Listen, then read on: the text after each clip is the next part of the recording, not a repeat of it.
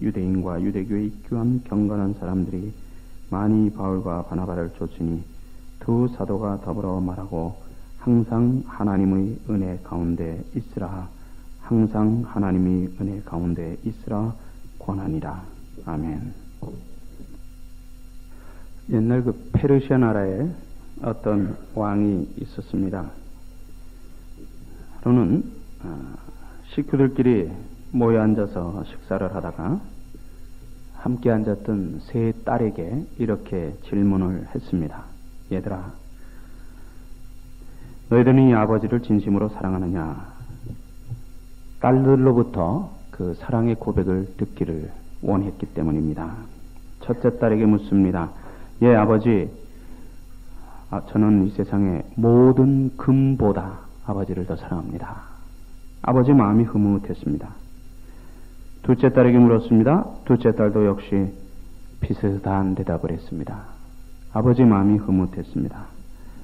셋째 딸에게 물었습니다. 그런데 셋째 딸은 자기 언니들 첫째, 둘째 딸과는 전혀 다른 대답을 해야 했습니다. 아버지, 저는 아버지를 소금같이 사랑합니다. 소금같이 사랑합니다. 의외의 대답에, 예상 외의 대답에 아버지는 별로 마음이 기쁘지를 않았습니다. 셋째 딸의 대답을 듣고 있었던 그 왕의 요리사가 그 다음날 음식을 만들 때 소금을 전혀 넣지 않고 음식을 만들었습니다. 임금님에게 음식을 갖다 바치자 그 왕이 그 음식을 먹다가 요리사를 불러서 오늘 음식 맛이 왜 이러냐 하고 야단을 쳤습니다. 바로 이때 그 요리사가 그 왕에게 이렇게 대답을 하였습니다. 임금님, 어제 셋째 공주님이 임금님을 소금과 같이 사랑하신다고 한 말씀을 기억하시겠습니까? 그제서야 이 셋째 딸이 누구보다도 자기를 사랑하고 있다는 것을 이 왕은 알게 되었고, 마음이 첫 번째, 두 번째 딸의 대답을 들었을 때 기뻐했던 것보다 더 기뻐했다고 하는 그런 이야기가 있습니다. 이스라엘 사람들은 좋은 인격, 그리고 진실한 사람, 그리고 하나님 앞에서 충성하는 변함없는 사람들을 향해 소금과 같은 사람이다, 이렇게 부릅니다. 그리고 이런 사람들끼리 변함없이 한 약속, 그 약속을 가르쳐서 소금 언약이다, 이렇게 부르고 있습니다. 마가복음 9장 50절에 보면은 이런 말씀이 있습니다. 너희 속에 소금을 두고 서로 화목해라. 너희 속에 소금을 두고 서로 화목해라. 이 말이 무슨 뜻입니까? 변함없이 화목해라 하는 말입니다. 변함없이 어떤 환경 속에서라도 변함없이 서로 화목해라 하는 우리 주님의 말씀이므로 우리 볼 수가 있습니다. 옛날과 지금 참 얼마나 많이 변했습니까? 30년, 40년 전과 지금을 비교해도 우리는 정말 엄청나게 변한 것을 우리는 볼 수가 있습니다. 그렇기 때문에 지금 아이들에게 옛날 얘기를 해주면 전혀 이해를 못합니다. 전혀 이해를 못합니다. 그때는 그때고 지금은 지금이고. 어떤 아이에게, 미국에서 태어난 아이에게 옛날 아버지가 어렸을 때는 너희만 할 때는 밥이 없어서 밥을 참 많이 굶었다, 이렇게 말하니까 그 아이가 그렇게 말하더라죠. 아빠, 밥이 없었으면 햄버거를 먹지 왜 그랬냐고. 이것이 요새 여기서 태어나서 살아가는 요즘 아이들의 생각입니다. 두 가지로 나눌 수 있습니다. 변해서 좋은 것이 있고 변해서는 오히려 안 좋은 것이 있습니다. 그리고 변해야 되는 것이 있고 변해서는 안 되는 것이 있습니다. 하루하루가 다르게 변화되어가는 세상 속에서 살아가기 때문에 이런 것들이 매우 중요하다는 것을 우리는 느낄 수가 있습니다. 변하는 것이 편리하고 좋다고 해서 변해서는 안 되는 것까지 변해 버리게 되니까 그것이 문제라고 하는 말입니다. 환경은 변하더라도 우리 사람들이 정신은 변해서는 안 됩니다. 환경은 옛날이나 지금이나 얼마나 많이 변했습니까마는, 그러나 우리가 인간으로서 살아가야 되는 하나님과 사람 앞에서 마땅히 지켜야 되는 그런 것들이 있습니다. 그런 것들은 결코 변해서는 안 됩니다. 결코 변해서는 안 되는데 환경이 변한다고 해서 우리들이 변해서는 안 되는 그런 정신, 좋은 전통, 이런 것까지 변해버리니까 이게 또 다른 문제의 원인이 된다고 하는 말입니다. 환경이 바뀌고 편리하고 좋은 세상이 되어가다 보니 우리 사람들이 모든 것이 다 변해갑니다. 모든 것이 다 변해가기 때문에 지켜야 될 것을 지키지 못했을 때 그것이 오히려 우리들에게 고통이 된다는 사실, 오늘 우리가 살아가는 삶 속에서 얼마든지 볼 수가 있습니다. 고린도전서 13장이 사람들에게, 안 믿는 사람들까지도 포함합니다. 사람들에게, 세상 사람들에게 가장 많이 알려진 성경이라면 아마 405장 Amazing Grace, 이 찬송은 역시 세상 사람들에게 가장 많이 알려진 그런 찬송일 것입니다.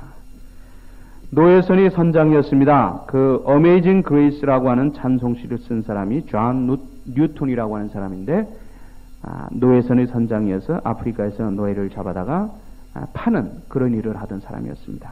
얼마나 난폭한 사람인지 몰랐습니다.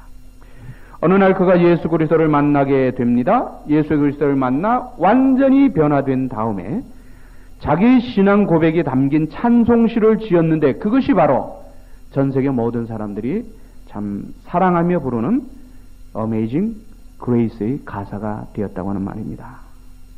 나 같은 죄인 살리신 주 은혜 놀라워, 이제껏 내가 산 것도 주님의 은혜라. 여러분, 한번 이제 조용한 시간에 이 찬송의 가사를 생각하면서 한번 불러보시기 바랍니다. 배은 망덕이라는 말이 있습니다. 글자 그대로 은혜를 받았으면서도 그 은혜를 배반하고 덕을 받았으면서도 그 덕을 잊어버린다고 하는 뜻입니다. 우리는 인정하든 인정하지 않든 하나님의 은혜 속에서 살아갑니다. 인정한다고 해서 하나님의 은혜가 있고, 인정하지 않는다고 해서 하나님의 은혜가 없어지는 것은 아닙니다. 진리라고 하는 것은 사람들이 인정하든 인정하지 하든 그 자체가 진리입니다. 그 자체가 진리입니다. 자녀가 인정하지 않아도 나를 낳아준 부모는 부모입니다. 법적으로 다 끝났다, 호적상으로 다 정리가 깨끗하게 정리가 됐다고 해도 내 부모는 내 부모이듯이, 이 세상 사람들이 인정하지 않는다고 해도 우리는 하나님의 은혜 속에서 살아가고 있다고 하는 것, 이것은 진리입니다. 이건 사실입니다. 하나님의 은혜를 받지 않았기 때문에 모르는 것이 아니라 하나님의 은혜를 깨닫지 못하기 때문에 모른다고 하는 말입니다. 하나님의 은혜를 인정하자는 말입니다. 그리고 하나님의 은혜를 깨닫자는 말입니다. 그리고 그 하나님의 은혜에 보답하며 살아가자고 하는 말입니다. 사도 바울 얼마나 훌륭한 사람입니까? 가장 밑바닥에서 살았지만 그는 최고의 삶을 살았던 사람입니다. 가장 약한 것 같아 보였지만 그는 가장 강한 삶을 살았던 사람입니다. 그는 아무것도 가진 것이 없이 살았지만 누구보다도 풍성한 삶을 살았던 사람입니다. 그는 말할 수 없는 핍박과 고난 속에서도 항상 기쁨과 감사의 삶을 살았던 사람이고, 그는 누구보다도 많은 지식을 가지고 살았지만 그러나 그는 누구보다도 겸손하게 살았던 사람입니다. 바로 그 바울입니다. 그럼 무엇이 바울로 하여금 이렇게 살게 하였습니까? 바울이 어떤 이유 때문에 이렇게 살았습니까? 그것은 바로 하나님의 은혜를 깨달았기 때문입니다. 하나님의 은혜, 자기를 향한 그 하나님의 놀라운 은혜를 깨달았기 때문에 그는 이렇게 살 수밖에 없었다고 하는 말입니다. 이렇게 살았던 사도 바울이 오늘 우리들에게 주는 권면이 있습니다. 그것이 오늘 본문에 나와 있죠. 43절에 항상 하나님의 은혜 가운데 있어라. 항상 하나님의 은혜 가운데 있어라. 무슨 뜻입니까? 항상 하나님의 은혜를 기억하고 살아라 하는 말입니다. 항상 하나님의 은혜를 기억하고 살아라. 자, 그러면 우리는 왜 하나님의 은혜 속에 있어야 하는가를 우리 살펴봅니다. 우리는 그럼 왜 항상 하나님의 은혜 속에 있어야 합니까? 첫 번째로, 하나님의 은혜 속에 있는 사람만이 하나님의 뜻을 알 수 있기 때문입니다. 우리는 하나님의 뜻을 알 수가 없어요. 그 하나님의 무궁무진한 엄청난 영원한 그 뜻을 우리가 더 어떻게 알겠습니까? 그러나 우리가 하나님의 은혜 속에서 살아갈 때, 하나님의 은혜 속에 있을 때 우리는 제한적이지만 부분적이지만 그 우리를 향한 하나님의 뜻을 깨달아 알 수 있다고 하는 말입니다. 고린도전서 15장 10절에 보면 바울의 이런 고백이 나옵니다. 나의 나 된 것은 하나님의 은혜다. 나의 나 된 것은 하나님의 은혜다. 짧은 말 한마디입니다. 말이 많다고 해서, 말을 많이 한다고 해서 충분히 이해가 되고, 말을 적게 한다고 해서 이해가 안 되는 것은 아닙니다.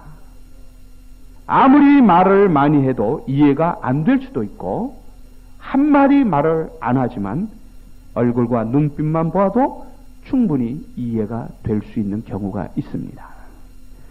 바울의 이 말 한마디, 나의 나 된 것은 하나님의 은혜라고 하는 이 말 한마디 속에는 바울의 모든 인격, 바울의 모든 신앙, 바울의 그 뜨거웠던 사명감, 다시 말하면 바울의 일생 전부가 바로 그 말 한마디 속에 다 들어있다고 하는 말입니다. 나의 나 된 것은 하나님의 은혜다.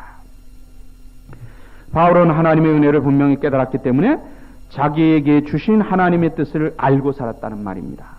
고린도전서 9장 16절에 보면 바울의 이런 고백이 나오죠. 내가 복음을 전할지라도 자랑할 것이 없으면 부득불나에 할 일이다. 하나님의 은혜를 깨닫고 나니까 자기는 복음을 죽을 때까지 전해야 된다고 하는 자기를 향한 하나님의 뜻을 충분히 깨닫고 감당할 수 있게 되었다고 하는 말입니다. 우리는 하나님의 뜻이라는 말을 많이 하고 살아가죠. 그러나 하나님의 은혜를 진정으로 깨닫기 전에는 어느 누구도 하나님의 뜻을 알 수가 없습니다. 하나님의 은혜를 깨닫지 못하는데 어떻게 하나님의 뜻을 깨달을 수가 있습니까? 하나님이 은혜 가운데서 하나님의 은혜를 깨달을 때만 우리는 우리를 향한 하나님의 뜻을 알 수가 있다고 하는 말입니다.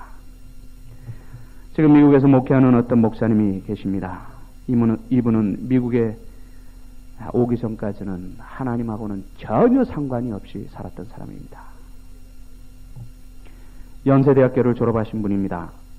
연세대학교에서 공부를 아주 잘했기 때문에 우리나라 연세대학교 하면 좋은 대학 아닙니까? 한국에서는. 그 대학교에서 전액 장학금을 지원해서 미국 오하이오 대학교에서 언어학 박사를 공부하도록 유학 갔던 그런 학생입니다. 여기서 이제 그 박사 과정을 마치면은 연세대학교 교수로 가도록 그렇게 미리 약속이 되어 있습니다. 그렇기 때문에 연세대학교에서 전액 장학금을 생활비까지 다 지원해서 미국에 공부시키려고 했습니다. 그런데 이분이 미국에서 공부하다가 우리 주님을 만나게 됩니다. 공부하다, 박사과정을 공부하다 예수님을 만났어요. 하나님의 은혜를 깨닫게 돼요. 이때부터 이분이 삶이 완전히 달라요. 이때 미국에서 공부할 그때 그 한국에 이 목사님이 약혼녀가 있었습니다.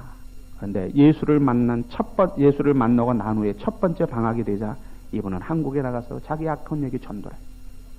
자기가 만난 하나님을 소개하고 자기가 만난 예수 그리스도 소개하고 예수 그리스도 때문에 자기의 삶이 변화된 것을 간증합니다. 그래서 그 여자도 예수를 믿게 만들고 다시 들어와서 공부를 마쳤습니다. 그러더니 결국 박사과정을 마치고는 신학교로 들어갑니다.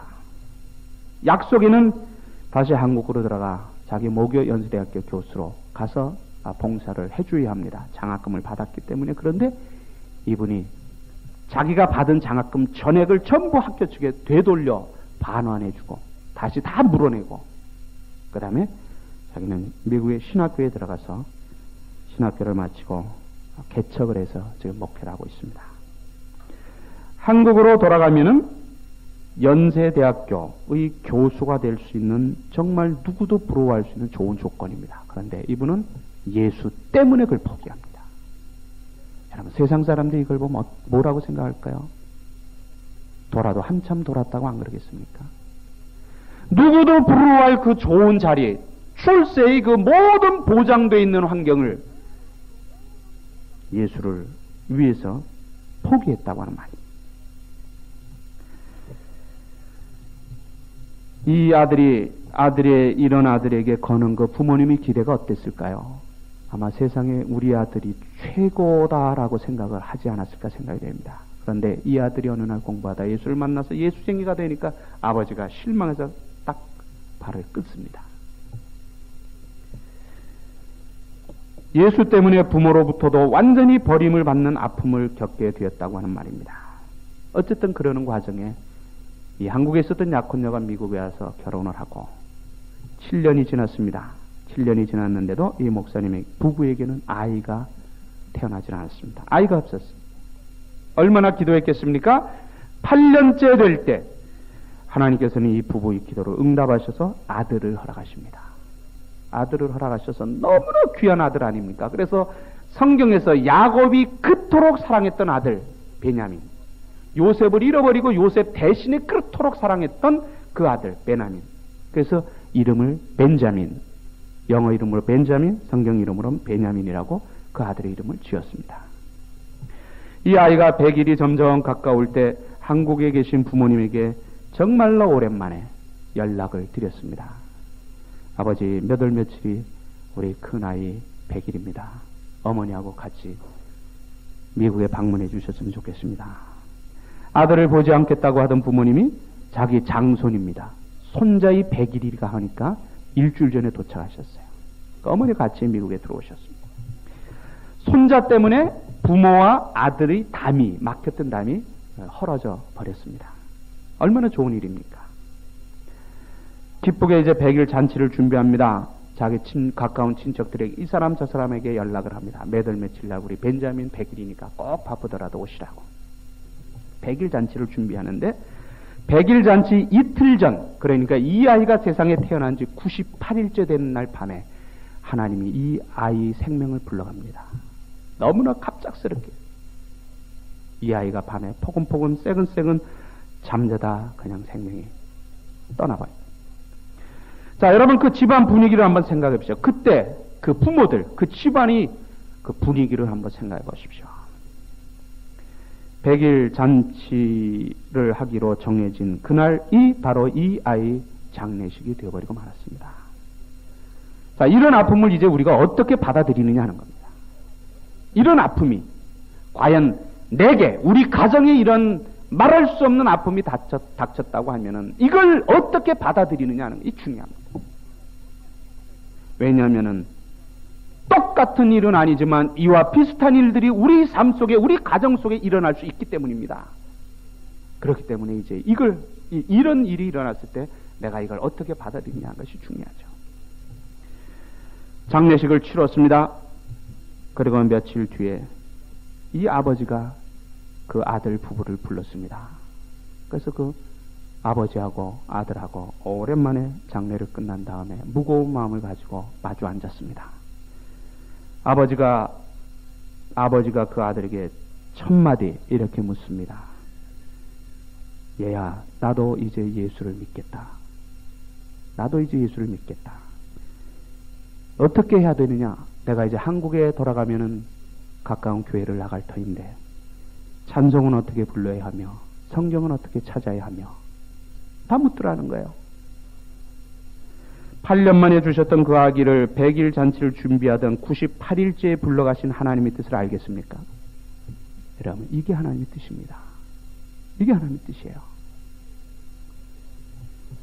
아기를 불러가시는 그 아픔을 통해서 완강하던 그 부모 그리고 그 가족을 구원하시려는 하나님의 뜻이 여기 들어있었다는 말입니다. 한 가족을 구원하고 한 영혼을 구원하기 위해서는 우리는 이런 아픔의 희생을 치루어야 된다고 하는 말입니다. 여러분, 그렇기 때문에 우리 인간을 구원하시기 위해서 하나님은 찢어지는 아픔을 경험하지 않습니까? 독생자 예수 그리스도를 세상에 보내주시고 그 십자가에 못 박혀 돌아가시게 하시면서 예수님이 십자가에 못 박히실 때 3시간 동안 하늘이 해가 빛을 잃었다는 그 하나님의 마음 아픕니까? 그 아픈 마음. 하나님도 이러한 아픈 마음을 통해서 우리를 구원해 주셨다고 하는 거예요. 오늘도 마찬가지입니다. 오늘도 한 영혼 한 가족을 구원하시기 위해서는 하나님이 때로는 이런 아픔을 희생으로 값으로 치르게 하시는 경우가 있다고 하는 말입니다. 이런 고통 중에 나타나는 하나님의 뜻, 이런 고통 속에 들어있는 하나님의 뜻, 그것은 어떤 사람만이 깨달을 수 있습니까? 하나님이 은혜를 깨달은 사람만이 그걸 알 수가 있습니다. 여러분, 우리가 그 전에 제가 한번 말씀드린 기억이 있습니다. 우리가 신앙생활을 하면서 기억해야 될 두 가지가 있습니다. 반드시 기억하고 살아야 될 두 가지가 있어요. 하나는 하나님의 말씀, 성경은 완전 무하다는 것. 성경은 완전하다. 내가 성경을 읽다가 이해가 되지 않는 부분이 있다 하더라도 그 성경은 완전한 거예요. 성경이 잘못되었기 때문에 이해가 안 되는 것이 아니라 아직 내 믿음이 그 말씀을 이해할 만한 수준에 오르지 못했기 때문에 이해가 안 된다는 겁니다. 넘어가면 돼요. 그렇기 때문에 우리가 성경을 보고 들을 때마다 항상 기억해야 될 것은 하나님의 말씀, 성경은 완전하다. 완전하다는 것. 이걸 우리가 기억해야 돼요. 그 다음에 또 한 가지는 하나님은 선하시고 거룩하시고 완전하십니다. 하나님은 선하시고 거룩하시고 완전하십니다. 그렇기 때문에 그 하나님이 하시는 일은 모두가 선하고 완전하고 거룩하다는 거예요. 그 하나님이 하시는 그 일이 내게 고통이 된다 할지라도 그 일은 선하고 완전하고 거룩한 거예요. 그 하나님이 하시는 일이 내 가정에 내 사업에 아픔과 고통이 된다고 할지라도 그 하나님의 일은 선하고 완전하고 거룩하다는 사실입니다. 이 두 가지만 우리가 반드시 분명하게 기억을 한다면 여러분, 이 세상에서 얼마든지 승리의 삶을 살아갈 수가 있습니다. 어떤 어려움이 내게 우리 가정에 닥친다고 해도 우리는 그것에 흔들리지 않을 수가 있다고 하는 말입니다. 하나님의 은혜를 깨닫지 못했다면 아마 이 목사님이 엄청난 원망과 불평을 했겠지요. 어려움이 내게 우리 가정에 닥친다고 해도 우리는 그것에 흔들리지 않을 수가 있다고 하는 말입니다. 하나님의 은혜를 깨닫지 못했다면 아마 이 목사님이 엄청난 원망과 불평을 했겠지요. 하나님, 도대체 그럴 수가 있습니까? 그런데 이분은 하나님이 너무나도 오묘하고 큰 은혜를 이미 깨달았기 때문에, 그리고 그 은혜 속에서 살아갔기 때문에 이분은 하나님이 자기 가정에 그런 아픔을 주셨을 때도 그것을 하나님의 뜻으로 겸손하게 받아들였다고 하는 말입니다.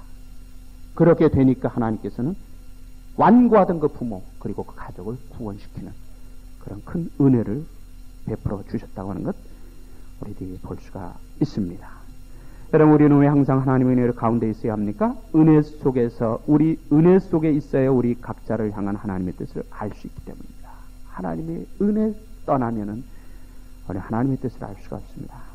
그 다음에 두 번째, 우리는 왜 하나님의 은혜 가운데 있어야 합니까? 하나님의 은혜 속에 있어야 구별된 삶을 살 수가 있기 때문입니다. 창세기 6장 8절에 보면은 그러나 노아는 여호와께 은혜를 입었더라. 그러나 여호와께 은혜를 입었더라. 하나님께서 창조하신 세상에 죄악이 가득 찾아 심판하시려는 계획을 세우시게 됩니다. 그런데 그런 타락된 세상 속에서도 노아는 하나님께 은혜를 입었다. 다시 말하면 심판 직전의 타락된 세상 속에서도 하나님의 은혜 가운데 살았던 노아는 세상 사람들과는 구별된 삶을 살았다고 하는 말입니다. 여러분, 캄캄한 밤중에 그 외롭게 켜져 있는 촛불 하나를 한번 생각해 보십시오. 아마 노아가 바로 이런 사람이 아니었는가 생각이 되어집니다. 하나님의 은혜를 인정하고 깨닫고 그 은혜 속에서 살아가는 사람은 캄캄한 밤을 밝히는 한 자루의 촛불과 같아, 이렇게 우리가 볼 수도 있습니다. 성경의 역사뿐만이 아니라 인류의 역사 속에서 하나님의 은혜를 깨달은 사람들은 크든지 작든지 그들이 삶 속에서 정말 촛불과 같은 삶을 살았던 사람들이었음을 우리들이 보게 됩니다. 그래서 은혜라고 하는 특징, 은혜의 그 특징이 있습니다. 은혜의 특징은 무엇입니까? 구별시키는 특징이 있습니다. 내가 하나님의 은혜를 받아 그 은혜에 합당한 삶을 살아가려고 하면은 자동적으로, 내가 그렇게 하려고 하지 않아도 자동적으로 세상 사람들과는 그 삶의 방법이 분명히 구별된다고 하는 거예요. 내가 하나님의 은혜를 받아 하나님의 은혜를 깨달아 하나님의 은혜 속에 살아가는데 어떻게 세상 사람들하고 똑같이 살아갈 수 있습니까? 그렇지 않습니까? 그렇기 때문에 은혜라고 하는 것은 우리가 일부러 그렇게 하려고 하지 않아도 자동적으로 우리의 삶을 세상으로부터 구별시킨다고 하는 거예요. 이 은혜입니다. 오늘 우리가 살아가는 이 시대는 어떻게 보면 노아 시대보다 더 혼탁한 시대인지도 모릅니다. 하나님의 은혜를 잊고 그 속에 살았던 노아가 그 당시 세상으로부터 구별된 촛불과 같은 삶을 살았던 것처럼 하나님의 은혜를 잊고 그 속에서 살아가는 우리들도 이 사회, 이 세상에서 촛불과 같은 삶을 살아가야 된다는 말입니다. 여러분, 우리는 왜 은혜 속에서 살아야 합니까? 노아와 같이 구별된 삶을 살아야 하기 때문에 우리는 항상 은혜 가운데 있어야 된다는 말입니다. 그 다음에 세 번째로 우리는 왜 하나님의 은혜 속에 있어야 합니까? 하나님의 은혜 속에 있을 때 강할 수 있기 때문입니다. 디모데후서 2장 1절에 보면 내 아들아 그러므로 그리스도 예수 안에 있는 은혜 속에서 강하라 하는 바울의 권면이 나옵니다. 이 말씀 물론 영적으로 강하라고 하는 말씀이죠. 오늘 우리 삶을 가르쳐서 우리는 영적 전투다 이렇게 말하죠. 에베소서 6장 12절에 보면은 이런 말씀이 있습니다. 우리의 싸움은 혈과 육에 대한 것이 아니요 정사와 권세와 이 어두움의 세상 주관자들과 하늘에 있는 악한 영들에게 대합니다. 우리가 지금 살아간다는 것, 또 좀 더 구체적으로 우리가 신앙생활을 해간다고 하는 것은 바로 사탄과의 영적 전쟁을 지금 해가고 있다고 하는 말입니다. 강한 것에는 강한 것만이 이길 수 있습니다. 그리고 악의 지혜에는 선의 지혜만이 이길 수 있습니다. 그래서 베드로전서 5장 8절에 보면은 근신하라 깨어라 너희 대적 마귀가 우는 사자같이 드러나며 삼킬 자를 찾는다 이렇게 말합니다. 그런데 잠언 28장 1절에 보면은 의인은 사자같이 담대하다. 사탄도 사자로 비유하고 의인도 역시 사자를 이길 수 있는 사자로 비유하고 있다고 하는 말. 그렇기 때문에 사탄은 강합니다. 사탄을 이기기 위해서는 우리가 영적으로 강해져야 된다고 하는 거죠. 우리가 영적으로 강해지지 않으면 사탄을 이길 수가 없는데 우리가 영적으로 강해지기 위해서는 우리는 하나님의 은혜 가운데서 늘 있어야 된다고 하는 말입니다. 하나님의 은혜가 떠나면, 하나님의 은혜를 떠나면 우리는 약해질 수밖에 없다. 우리 사단에게 쓰러질 수밖에 없다고 하는 말입니다. 여러분 우리가 신앙생활하면서 그런 거 자주 경험하지 않습니까? 내가 말씀과 기도로 충만했을 때는 웬만한 사탄이 그 시험이 우리를 흔들어도 끄떡안합니다. 끄떡안해요. 그걸 이길 수 있어요. 왜? 내가 지금 은혜로 무장되어 있기 때문입니다. 그런데 어느 날 내게서 기도가 떠나고 말씀이 떠나서 내 영적으로 메말렸을 때는 사탄이 와서 툭 건들기만 해도 그냥 넘어져 버려요. 얼마나 많이 경험합니까? 오늘 말세를 살아가는 우리는 영적으로 강하게 무장하지 않고는 사탄을 이겨낼 수 없다고 하는 사실을 우리는 꼭 기억을 해야 합니다. 하나님의 은혜를 깊이 깨닫는 사람만이 핍박과 고난에 굴복하지 않고 끝까지 믿음을 붙들고 지킬 수 있다고 하는 말입니다. 하나님의 은혜를 깊이 깨닫는 사람만이 순교의 자리까지도 갈 수 있는 것이죠. 우리는 왜 하나님의 은혜 속에 있어야 합니까? 은혜 속에 있어야 강할 수 있고 강해야 사탄과의 영적 전투에서 이길 수 있기 때문입니다. 마지막으로 우리는 왜 하나님의 은혜 속에 있어야 합니까? 하나님의 은혜 속에 있을 때 우리는 평안한 삶을 살 수가 있기 때문입니다. 누가복음 1장 28절에 보면은 천사가 마리아에게 나타나서 이렇게 말합니다. 은혜를 받은 자여 평안할지어다. 은혜를 받은 자여 평안할지어다. 하나님의 은혜는 우리의 삶 속에 평안을 가져다 줍니다. 이 평안은 하늘 위에서 내려오는 평안입니다. 이 평안은 누구도 뺏어갈 수 없는 평안입니다. 바울이 즐겨 사용하던 말이 있습니다. 은혜와 평강이라는 말입니다. 은혜와 평강. 하나님의 은혜를 받게 되면 우리 삶 속에는, 우리 마음 속에는 기쁨과 평강이 가득 차게 된다고 하는 말입니다. 이것을 우리는 반대로 생각해 볼 수 있죠. 왜 우리 마음속에 공허함이 있습니까? 왜 우리 마음속에 기쁨이 없습니까? 왜 우리 마음속에 평안이 없습니까? 그것은 하나님의 은혜를 떠나 있기 때문이라고 하는 거예요. 하나님의 은혜를 떠나 있게 되면은 세상 어디에 가도 우리 마음의 평안을 얻을 수가 없다는 말입니다. 바쁘고 힘들고 피곤한 이민의 삶을 살아가는 우리 모두에게 필요한 것이 무엇입니까? 하늘의 진정한 평안입니다. 하늘의 평안이 오늘 우리들에게 평안. 여러분 미국만큼 풍요로운 나라가 어디 있습니까? 우리 다 아는 얘기 아닙니까? 미국만큼 풍요로운 나라가 어디 있어요? 그런데도 왜 이 풍요로운 미국 땅에 살면서 마음의 평안이 없이 이곳저곳 찾아다니며 방황하는 사람들이 많습니까? 왜 그렇습니까? 이 세상에서 역사상 가장 풍요로운 나라라고 하는 미국 땅에 살면서 왜 많은 사람들이 마음의 평안이 없이 이곳저곳을 찾아 방황을 합니까? 여러분 이걸 통해서 우리가 알 수 있는 것이 있습니다. 마음의 평안은 환경에서 오는 것이 아니라는 거예요. 좋은 환경, 풍요로운 넉넉한 윤택한 환경 속에서 살아간다고 해서 그 사람이 마음속에 평안이 있는 것은 아니라는 거예요. 생활은 풍부해지고 편리해지지만 정신과 마음은 메말라갑니다. 점점 메말라가요. 요한복음 14장 27절 예수님이 이렇게 말씀하시죠. 평안을 너에게 주노니 곧 나의 평안을 너에게 주노라. 거기서 예수님이 나의 평안이라고 특별히 지칭해서 말씀하신 이유가 있습니다. 나의 평안. 예수님이 그 평안은 예수님 외에는 다른 곳에서는 얻을 수 없기 때문입니다. 그렇기 때문에 예수님께서 평안을 너희에게 주노라 이렇게만 말씀하신 것이 아니라 나의 평안을 너희에게 준다고. 내가 너희에게 주는 평안은 세상이 주는 것과 같지 않다고 말합니다.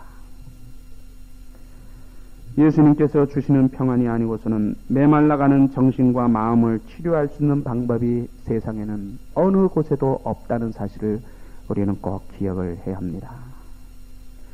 이 평안은 세상이 줄 수도 없고 세상을 통해서도 알 수도 없고 얻을 수도 없는 평안입니다. 하나님의 은혜를 깨닫게 되면 우리 마음과 삶 속에는 이 평안이 넉넉하게 지어집니다. 평안이 넉넉하게 지어집니다. 여러분, 있고 없고 그 문제가 아닙니다. 환경이 좋고 나쁘고 그게 문제가 아니에요. 하나님과 나와 이 관계 속에서 내가 하나님의 은혜를 깨달아 내 하나님 앞에 서 있다고 하는, 내가 하나님과 동행한다고 하는 그 사실 하나만 가지고도 우리는 얼마든지 마음의 기쁨과 평안을 느끼면서 살아갈 수 있다고 하는 말입니다.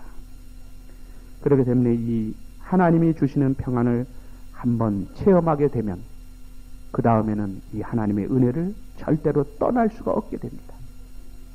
한번 이 하나님의 은혜를 깨달아 하나님의 은혜 속에서 하나님이 주시는 그 평안을 맛보고 나면은요, 여러분 이 하나님의 은혜를 떠날 수가 없죠. 그렇기 때문에 순교자가 생기는 겁니다. 순교자가 생깁니다. 스데반이 순교를 당하면서 원수를 위해 기도할 때 그 마음 속에 차고 넘쳤을 그 하늘의 평안을 생각해 보십시오. 돌에 맞아 지금 죽어가고 있어.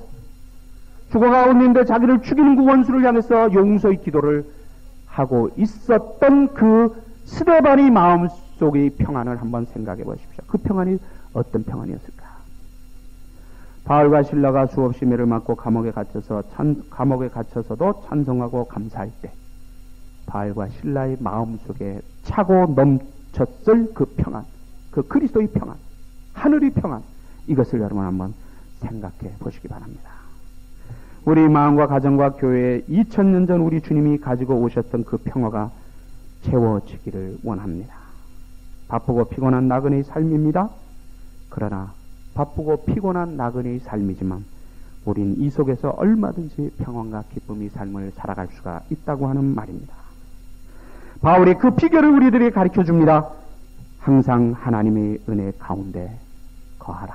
항상 하나님의 은혜 가운데 거하라. 그렇게 되면 우리는 바쁘고 피곤한 나그네의 삶이지만 이 속에서 세상 사람들이 알지 못하는 그 하늘의 위로와 기쁨과 평안을 가지고 살아갈 수 있다고 하는 말입니다. 여러분, 우리는 왜 하나님의 은혜 가운데 거해야 합니까? 하나님의 은혜 속에 있는 사람만이 하나님의 뜻을 알 수 있기 때문입니다. 우리는 왜 하나님의 은혜 가운데 거해야 합니까? 하나님의 은혜 속에 있는 사람만이 이 세상과는 완전히 구별된 삶을 살 수가 있기 때문입니다. 우리는 왜 하나님의 은혜 가운데 거해야 합니까? 하나님의 은혜 가운데 있어야만 우리는 영적으로 강해질 수가 있기 때문입니다. 우리는 왜 하나님의 은혜 가운데 거해야 합니까? 하나님의 은혜 속에 있어야만 우리는 세상 사람들이 알지 못하는 우리 주님이 주시는 평안을, 기쁨을, 감사를 얻을 수 있기 때문입니다. 우리를 향한 하나님의 은혜를 깨달아 그 은혜 속에 항상 거함으로 하나님의 뜻을 알고 이 세상 속에서 구별된 삶을 살고 영적으로 강하여 사탄과의 싸움에서 날마다 승리하며 우리 주님이 주시는 하늘이 그 놀랍고 풍성한 은혜와 평강을 누리며 살아가는 삶이 되시기를 주님의 이름으로 축원합니다. 기도드리겠습니다. 하나님 은혜와 사랑을 감사합니다. 오늘도 주님 앞에 저희들 불러주시고 우리 사도 바울이 우리에게 주신 권면대로 항상 은혜 속에 거라고는 말씀을 함께 나누었습니다. 하나님, 바쁘고 피곤하고 복잡한 나그네의 삶을 우리를 살아갑니다. 하나님, 우리가 어디에 가서 마음의 기쁨과 평안을 얻을 수가 있습니까? 하나님이 세상에 어떤 것도 우리에게 이러한 하늘의 위로와 평강과 소망을 주지 못합니다. 하나님, 오직 그리스도 예수를 통해서만이 이 영원한 평안을 누릴 수 있음을 우리들이 믿습니다. 하나님, 우리들이 삶에, 우리들이 가정에, 우리들이 하는 모든 사업에, 그리고 더 나아가서 주님 핏값으로 세우신 우리 믿음 교회, 이러한 놀라운 풍성한 영원한 하나님의 은혜와 평강이 늘 채워지게 축복해 주옵소서. 예수님의 귀하신 이름으로 기도드리옵나이다. 아멘.